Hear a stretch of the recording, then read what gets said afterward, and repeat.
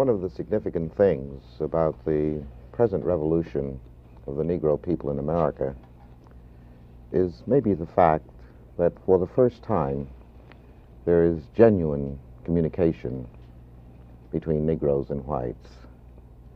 Negroes are saying out loud now things which they have long said only to themselves.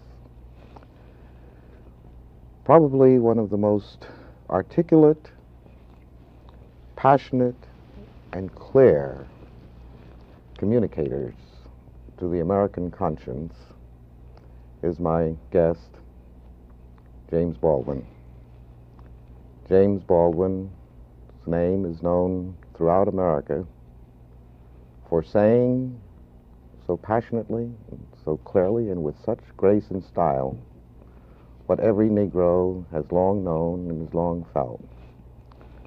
Welcome, James. It's good to have this opportunity to talk with you and to have you share with us some of your present feelings about our country, America. But before we get into the issues of the day, I'd like to know a little more about you. I've read practically everything that you have written, but I still would like to know something about you, the young man growing up in Harlem, what schools you went to, maybe a little about some of the teachers that you might have come in contact with in Harlem. What a funny question. Mm-hmm. My mind is someplace else, really. But to think back on it, I was born in Harlem Hospital, you know, and we grew up, the first house I remember was on Park Avenue, which is not the American Park Avenue, or maybe it is the American Park Avenue. Uptown Park Avenue. Uptown Park Avenue, where the railroad tracks are. And we used to play on the roof and in the, I can't call it an alley, but near the river. It was a kind of dump, garbage dump. And those were the first scenes I remember. I remember my father had trouble keeping us alive. There were 9 of us. And I was the oldest, so I took care of the kids and dealt with Daddy, whom I understand much better now. Part of his problem was he couldn't feed his kids. But I was a kid and I didn't know that. And he was very religious, very rigid. He kept us together, I must say. And when I look back on it, after all, it was nearly 40 years ago that I was born, I think back on my growing up and walk that same block today because it's still there. And think of the kids on that block now. I'm aware that something terrible has happened, which is very hard to describe. I am in all but no technical legal fact a Southerner. My father was born in the South. No, my mother was born in the South. And if they had waited, 2 more seconds, I might have been born in the South. But that means that I was raised by a family whose roots were essentially rural and Southern rural, and whose relationship to the church was very direct, because it was the only means they had of expressing their pain and their despair. But 20 years later, the moral authority which was present in the Negro northern community when I was growing up has vanished. And people talk about progress, and I look at Harlem, which I really know. I know it like I know my hand. And it is much worse there today than it was when I was growing up. Would you say this is true of the schools, too? It's much worse in the schools. What school did you go to? I went to PS 24. I went to PS 139. 139. We are fellow alumni. I went to 139. And I didn't like a lot of my teachers, but I had a couple of teachers who were very nice to me. One was a Negro teacher. And I remember, you asked me these questions, so I'm trying to answer you. I remember coming home from school, and you can guess how young I must have been. And my mother asked me if my teacher was colored or white, and I said she was a little bit colored, a little bit white, because she was about your color. And as a matter of fact, I was right. That's part of the dilemma of being an American Negro, that one is a little bit colored and a little bit white. And not only in physical terms, but in the head and in the heart. And there are days, this is one of them, when you wonder what your role is in this country and what your future is in it. How precisely you're going to reconcile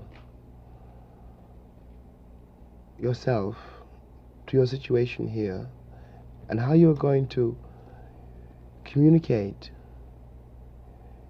to the vast, heedless, unthinking, cruel white majority that you are here. And to be here means that you can't be anywhere else. I could, in my own person, leave this country, and I could go to Africa, I could go to China, I could go to Russia, I could go to Cuba, but I'm an American. That is a fact. Yes, Jim. Am I going ahead and... No, this is certainly some of the things that we're after. But as I read your writings and know that you came out of PS 24 and my alma mater, Junior High School 139, I see that no one could write with the feeling and with the skill with which you write if you did not get in PS 24 and 139 a certain type of education. Now, I'd like to go back to the point that you made that the Harlem that you knew when you were growing up is not the Harlem now, and see if we can relate this also even to the school. Let's see if we can. It was probably very important for me. I haven't thought about this for a long time, so it was probably very important for me that at the point I was going to PS 24, the only Negro school principal, as far as I know, in the entire history of New York, was the principal. It was a woman named Mrs. Ayer. And she liked me. And in a way, I guess she proved to me that I could, that I didn't have to be entirely defined by my circumstances. Because you know that every Negro child knows what his circumstances are, though he can't articulate them, because he's born into a republic which assures him, in as many ways as it knows how, and has got great force, that he has a certain place and he can never rise above it. And what has happened in Harlem since is that generation has passed away. Mrs. Ayer was a sort of a model, in a sense. She was a proof. She was a living proof that I was not necessarily what the country said I was. And it is significant, Jim, that we do not have a single Negro principal in the New York public school system today. And it is not because there ain't nobody around who can do it, you know. One's involved in a very curious and a very serious battle, concerning which I think the time is going to be as explicit as one can possibly be. The great victims in this country of the institution called segregation, which is not a Southern custom, but which has been for 100 years a national way of life. The great victims are the white people, the white man's children. Well, Lorraine Hansberry said this afternoon, we were talking about the problem of being a Negro male in this society. Lorraine said that she wasn't too concerned, really, about Negro manhood, since they had managed to do and to endure and to even transcend some fantastic things. But she was very worried about a civilization which could produce those 5 policemen standing on the Negro woman's neck in Birmingham, or wherever it was. And I am too. I'm terrified at the moral apathy, the death of the heart, which is happening in my country. These people have deluded themselves for so long that they really don't think I'm human. I base this on their conduct, not on what they say. And this means that they have become, in themselves, moral monsters. Well, Jim, I can see... That's a terrible indictment. Yes. But I mean every word I say. Well, we are confronted with the racial confrontation in America today. I think the pictures of dogs in the hands of human beings attacking other human beings. In a free country. In a free country. In the middle of the 20th century. This Birmingham is clearly not restricted to Birmingham, as you so eloquently pointed out. What do you think can be done to change, to use your term, the moral fiber of America? I think that one has got to find some way of putting the present administration of this country on the spot.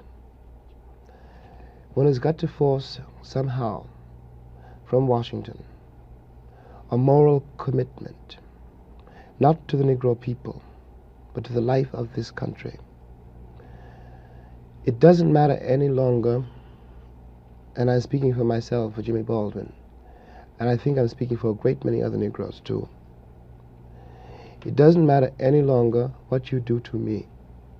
You can put me in jail, you can kill me, but by the time I was 17, you had done everything that you could do to me. The problem now is, how are you going to save yourselves? It was a great shock to me. I want to say this on the air.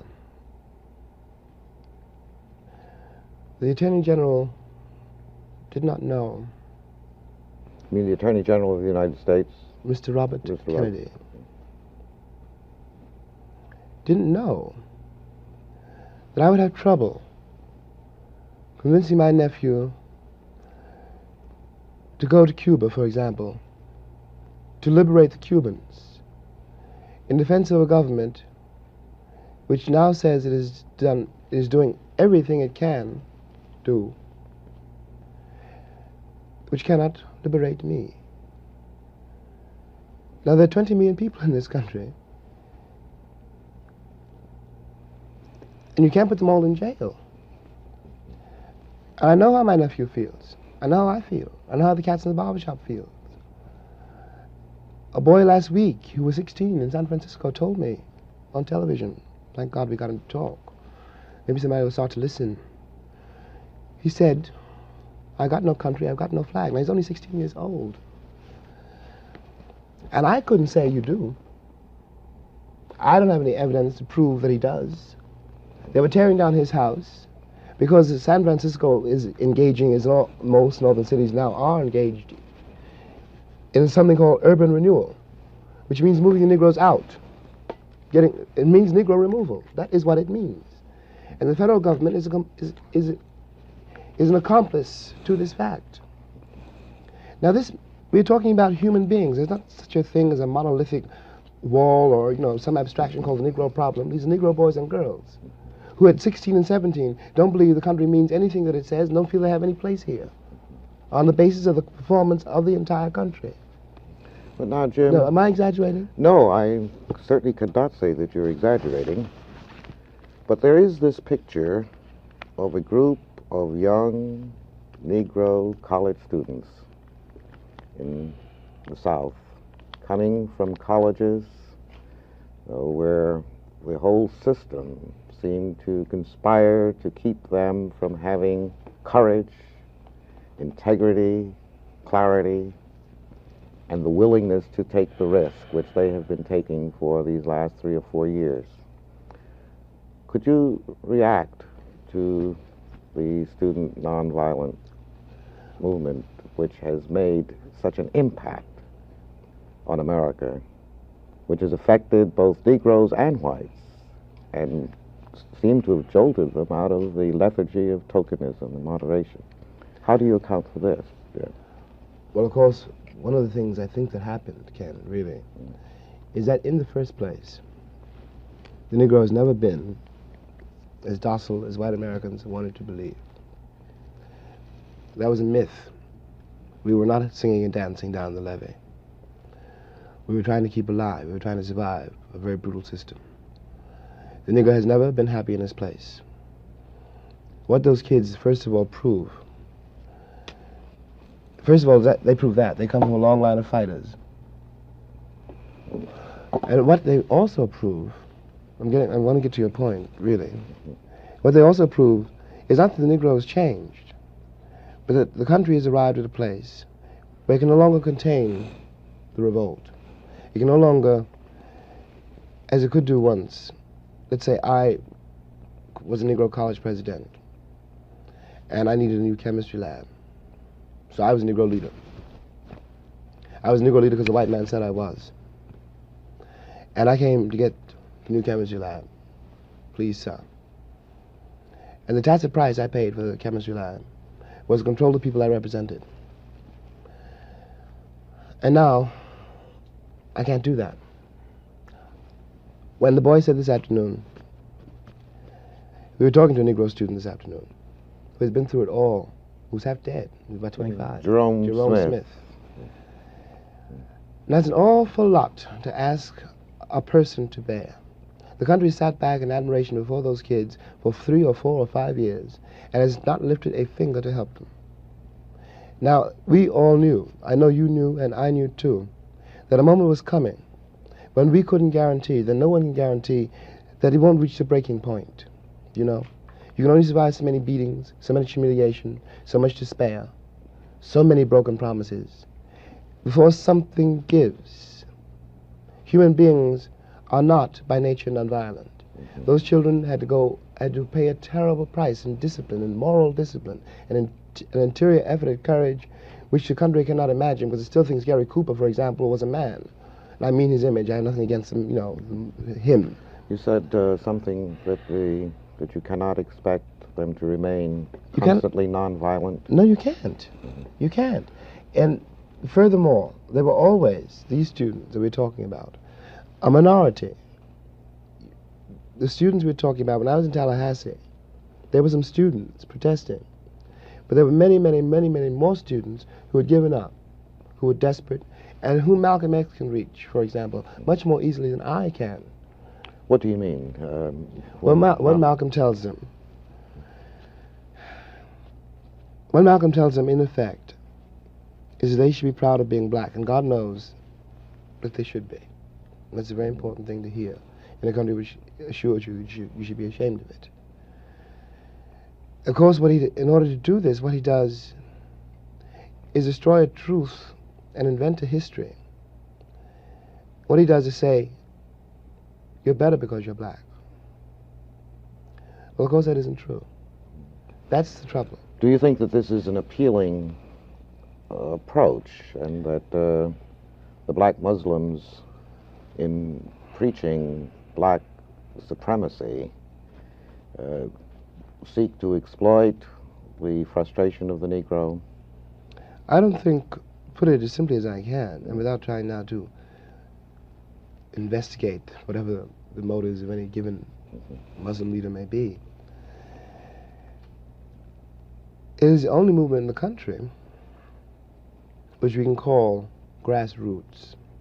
I hate to say that, but it is true. Because it is only, when Malcolm talks, or one of the Muslim ministers talk, they articulate for all the Negro people who hear them, who listen to them, they articulate their suffering. The suffering which has been in this country so long denied. That's Malcolm's great authority over any of his audiences. He corroborates their reality. He tells them that they really exist, you know? Jim, do you think that this is a more effective appeal than the appeal of Martin Luther King? It's much more sinister because it is much more effective. It's much more effective because it is, after all, comparatively easy to invest a population with a false morale by giving them a false sense of superiority. And it will always break down in a crisis. It's the history of Europe, simply. It's one of the reasons we're in this terrible place. It's one of the reasons that we have 5 cops standing on a black woman's neck in Birmingham. Because at some point they were taught and they believed that they were better than other people because they were white. It leads to a moral bankruptcy. It is inevitable. It cannot but lead there. But my point here is that the country is for the first time worried about the Muslim movement. It shouldn't be worried about the Muslim movement. That's not the problem. The problem is to eliminate the conditions which breed the Muslim movement. Well, I'd like to come back to get some of your thoughts about the relationship between Martin Luther King's appeal, that is effectively nonviolence, and his philosophy of disciplined love for the oppressor. Martin. And what do you think what is the relationship between this and the reality of the Negro masses? Well, to leave Martin out of it for a moment, Martin's very rare, very great man. Martin's rare for 2 reasons, partly because just because he is, and because he's a real Christian, and he really believes in nonviolence. He's arrived at something in himself, which permits him, allows him to do it. And he still has great moral authority in the South. He has none whatever in the North. Poor Martin has gone through God knows what kind of hell to awaken the American conscience. But Martin has reached the end of his rope. There's some things Martin can't do. Martin's only one man. Martin can't solve the nation's central problem by himself. There are lots of people, lots of black people I mean now, who don't go to church no more and don't listen to Martin, and who anyway are themselves produced by civilization, which has always glorified violence, unless the Negro had the gun. So that Martin is undercut by the performance of the country. The country is only concerned about nonviolence if it seems that I'm going to get violent. But it's not worried about nonviolence if it's some Alabama sheriff. Jim, what do you see deep in the recesses of your own mind as the future of our nation? And I ask that question in that way because I think that the future of the Negro and the future of the nation are linked. They're indissoluble. Yeah. Now, what do you see? Are you essentially optimistic or pessimistic? And I really don't want to put words in your mouth because what I really want to find out is what you really believe. Well, I'm both glad and sorry you asked me that question. But I'll do my best to answer it. I can't be a pessimist because I'm alive. To be a pessimist means that you have agreed that human life is an academic matter. So I'm forced to be an optimist. I'm forced to believe that we can survive whatever we must survive. But the Negro in this country, the future of the Negro in this country is precisely as bright or as dark as the future of the country. It is entirely up to the American people and our representatives. It is entirely up to the American people whether or not they're going to face and deal with and embrace this stranger whom they maligned so long. What white people have to do is try to find out in their own hearts why it was necessary to have a nigger in the first place. Because I'm not a nigger. I'm a man. But if you think I'm a nigger, it means you need him. And the question you got to ask yourself, the white population of this country has got to ask itself, North and South, because it's one country, and for a Negro, there is no difference in the North and the South. There's just a difference in the way they castrate you. But the fact of the castration is the American fact. If I'm not the nigger here, and you invented him, you, the white people, invented him, then you got to find out why. Well, and the future of the country depends on that, whether or not it's able to ask that question. As a Negro and as an American, I can only hope that America has the strength and the capacity, the moral strength, to ask and answer that question in affirmative and constructive ways. To face that question. Thank you very much. Thank you, Ken.